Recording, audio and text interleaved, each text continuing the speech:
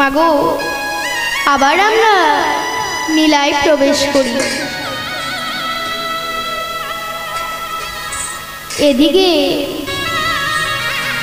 নৌকায় যোগে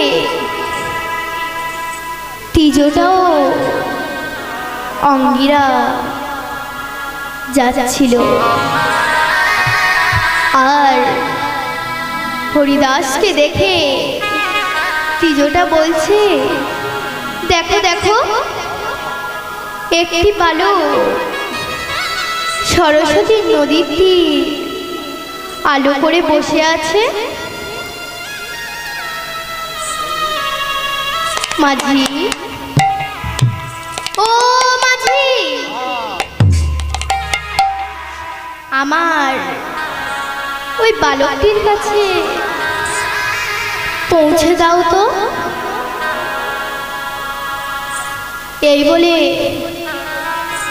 মাঝি ভাই ওই বালকটির কাছে পৌঁছে দিলেন। আর তিজোটা বলছে, বাবা তোমার নাম কি? আমার নাম হরিদাস। আচ্ছা বাবা,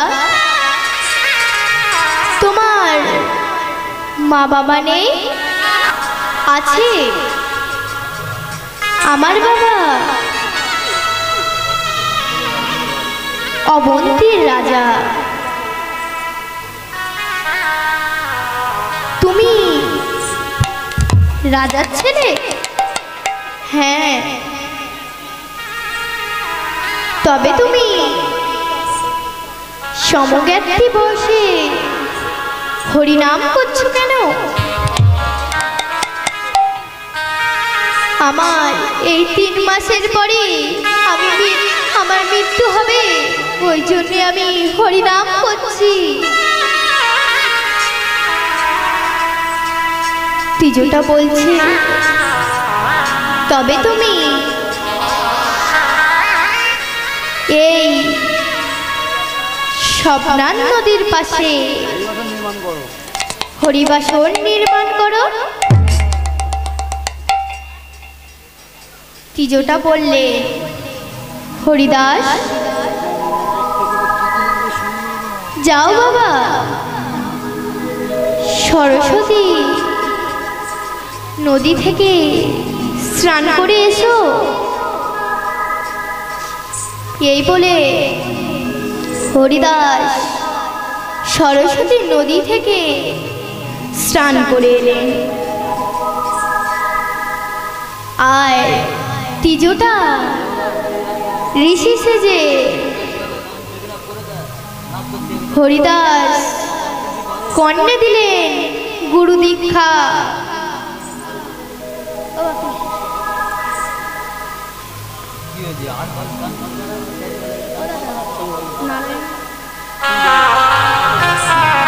নারায়ণ পরাখরা, নারায়ণ পরবেদা, নারায়ণ পরমুক্তি, নারায়ণ পরাখরা, নারায়ণ পরাভেদা, নারায়ণ পরমুক্তি, নারায়ণ পরাগতি, নারায়ণ পরাখরা, নারায়ণ পরবেদা, নারায়ণ পরমুক্তি, নারায়ণ পরাগতি, নারায়ণ পরাভেদা, নারায়ণ পরাখরা, নারায়ণ পরমুক্তি, নারায়ণ পরাগতি, নারায়ণ নারায়ণ নারায়ণ নারায়ণ নারায়ণ নারায়ণ নারায়ণ নারায়ণ নারায়ণ তাই গৌর কৃষ্ণ প্রেমানন্দে হরি বল। নারায়ণ নারায়ণ নারায়ণ নারায়ণ হরিদাস গুরুদেবকে জিজ্ঞাসা করছে, গুরুদেব হরিবাসর নির্মাণ করতে কি কি লাগে? প্রথমে লাগে কলা। গুরুদেব কলা কেন? প্রথমে লাগে সিদ্ধি। শোনো হরিদাস, 16 কলা পূর্ণ না হলে হরিবাসর নির্মাণ করা যায় না। গুরুদেব এবার কি লাগবে? এবার লাগবে 4 তাল কাদা।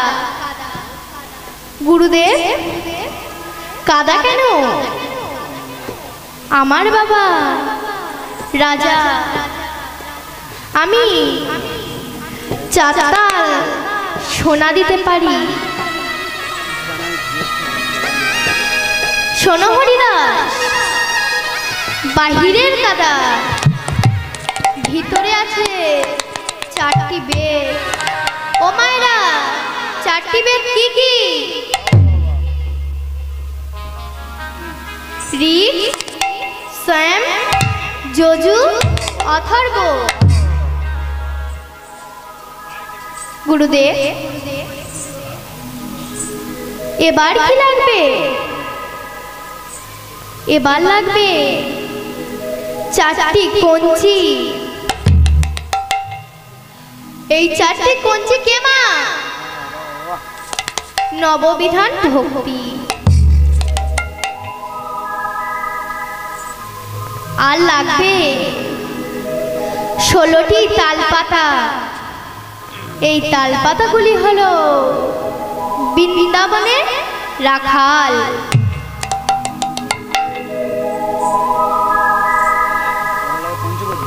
গুরুদেব এবার কি লাগবে? এবার লাগবে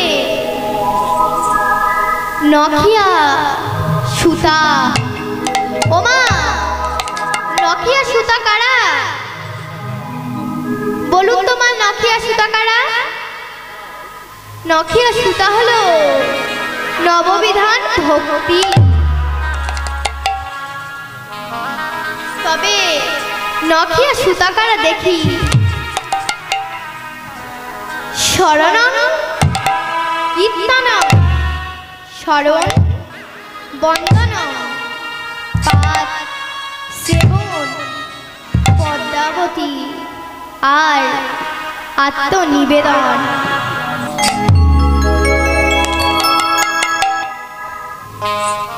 শ্রবণের রাজা পরীক্ষিত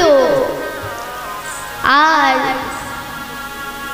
বন্দনে কপিরাজ ও সুগীত আর স্মরণে পৃথ্বীরাজ প্রহ্লাদ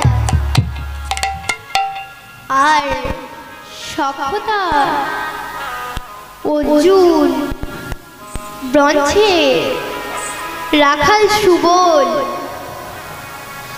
আর দাস্যভক্তি হনুমান আর বসলে নন্দ জগমতী আর এবার আত্মনিবেদনে শ্রী রাধা রানী। নিতাই গৌর কৃষ্ণ প্রেমানন্দে হরি বল। হাটের কাঠমিস্ত্রি এই দীপশিখার গানে সন্তুষ্ট হইয়া 20 টাকা পুরস্কৃত করলেন।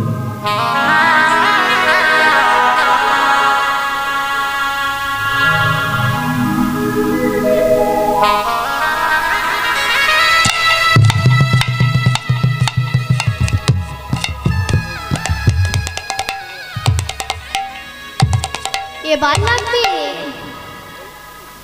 আম পাতা। এই আম পাতাগুলি কারা মা? এই আম পাতাগুলি কারা মা? এই আম পাতাগুলি হলো বৃন্দাবনের 1600 গোপিনী। এবার লাগবে কোষাকুষি। গুরুদেব,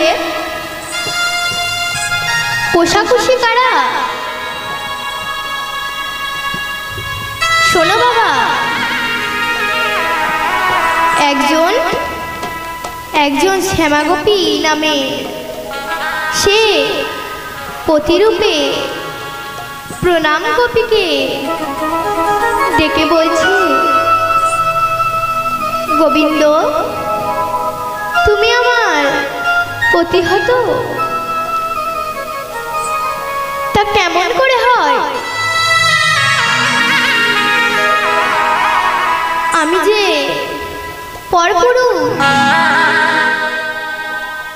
পরপুরুষে মানে কি আমি জানি, যে পুরুষের উপর কোনো পুরুষ নাই। হলো না শ্যামা? আমি তো জগৎপতি।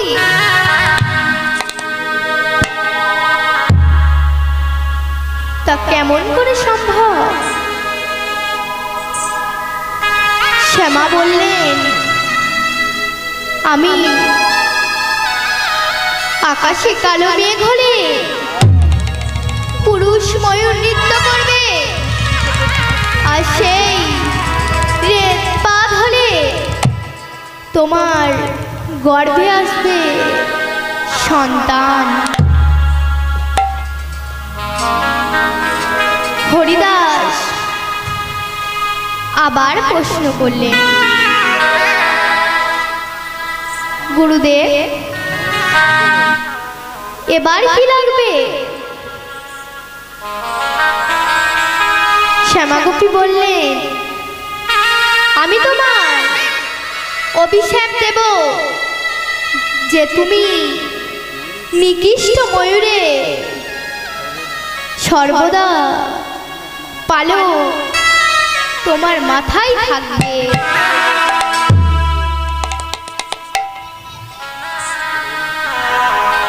হরিদাস আবার প্রশ্ন করলেন, গুরুদেব,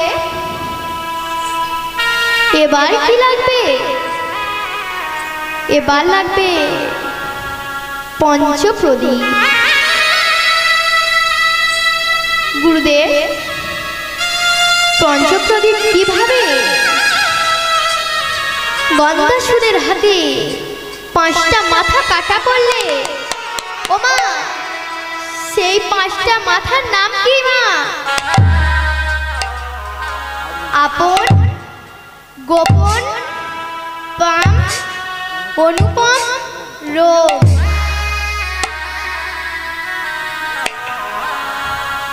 হরিদাস আবার বললে, গুরুদেব, এবার কি লাগবে? এবার লাগবে ঘন্টা ও একটি শীষ ডাব।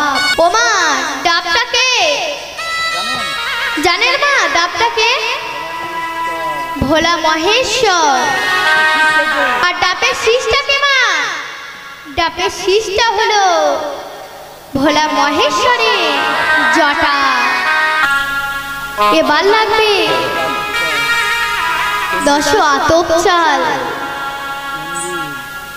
টন্ডুল। মাগো, এই টন্ডুল মানে কি জানেন? টন্ডুল মানে চাল। ওই চালটি হলো মা অন্নপূর্ণা। মাগো, ছাড়া কালা কানে শুনতে পায় না, তারা ঠাকুরের কাছে কাঁদতে কাঁদতে বলে, ঠাকুর, আমার যদি কানটি ভালো হতো, তোমার কীর্তন শুনতাম, যারা ঘোড়া হাঁটতে পারে না তারা ঠাকুরের কাছে কাঁদতে কাঁদতে বলে, ঠাকুর আমার যদি পা দুটি ভালো হতো তবে তোমার মন্দিরে মন্দিরে গিয়ে তোমার গুণকীর্তন শুনতাম। যারা মা অন্ধ, চোখে দেখতে পায় না, তারা ঠাকুরের কাছে কাঁদতে কাঁদতে বলে, ঠাকুর আমার চোখ দুটি যদি ভালো থাকতো তোমার গুণকীর্তন দেখতাম। মাগো, ঠাকুর আমাদের সব দিয়েছে, খড়তালি মারবার জন্যে দুটি হাত দিয়েছে, হরে কৃষ্ণ বলার জন্যে একটা মুখ দিয়েছে, তবে আমরা চুপ করে থাকবো কেন? সবাই মিলে গাইবো, রাখাল রাজা বলে দে না কোথায় বৃন্দাবন। ও মায়েরা সবাই মিলে করতালি দি, কোথায় বৃন্দাবন, শ্যাম কুণ্ড রাধা কুণ্ড গিরি গোবর্ধন।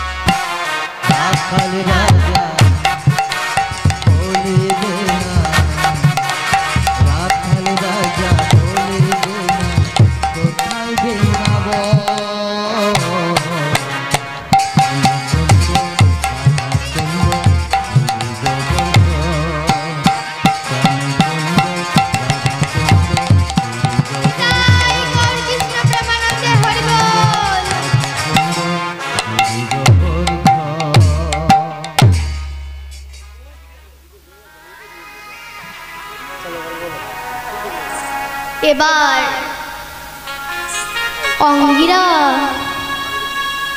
ও তিজটা স্বপ্নার নদীর অধিবর্ষ শেষ করে সত্য যুগের নাম রাখলেন হরিদাস। আর হরিবাসরে নাম করতে লাগলেন হরে কৃষ্ণ কৃষ্ণ কৃষ্ণ কৃষ্ণ হরে হরে হরে রাম রাম রাম হরে তোমরা কেউ করবে না।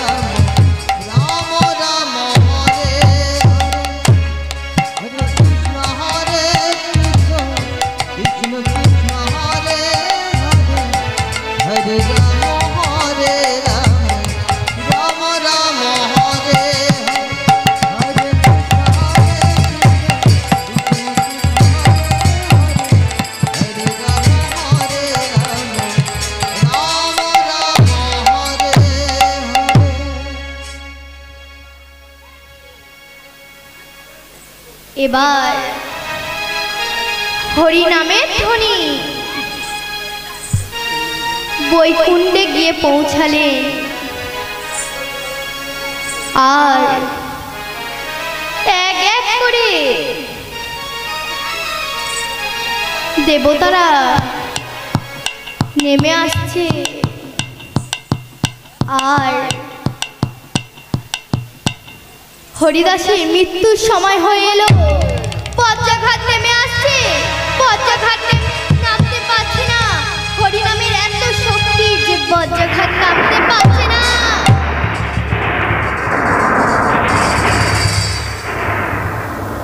লক্ষ্মী নারায়ণকে বলছে, দেখো হরিনামে এত শক্তি যে বজ্রাঘাত নামতে পারছে না।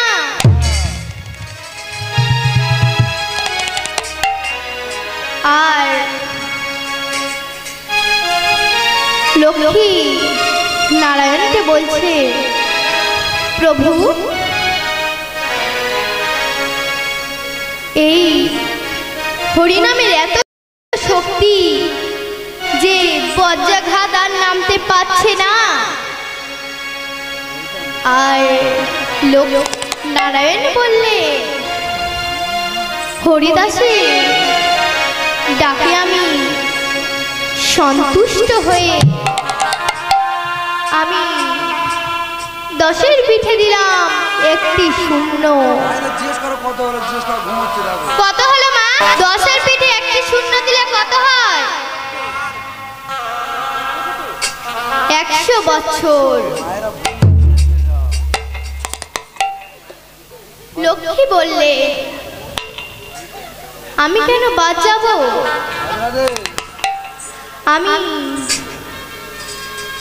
100-র পিঠে দেব আর একটি শূন্য। কত হবে মা? কত হবে? 1000 বছর। নিতাই গৌর কৃষ্ণ প্রেমানন্দে হরি বল।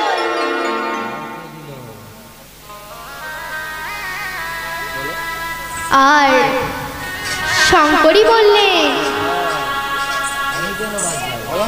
আমিও কেন বাদ যাব ভোলানাথ? আমি 1000-এর পিঠে দেব, আমি একটা শূন্য দেব, হয়ে যাবে অযুত বছর। ভোলা শঙ্কর বলছে, আমিও কেন বাদ যাব, আমি অজুদের পিঠে দেব, আর একটি শূন্য হয়ে যাবে 1,00,000 বছর।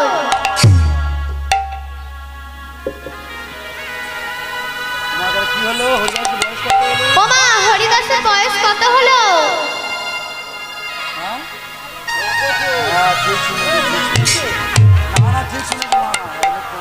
1,00,000 বছর।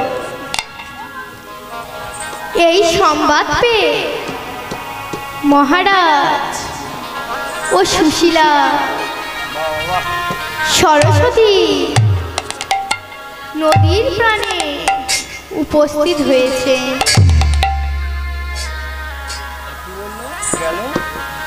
আর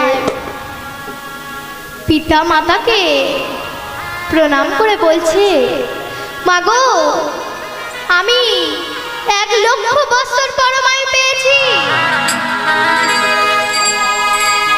সুশীলা মা বলছে, চলো বাবা, ফিরে চলো।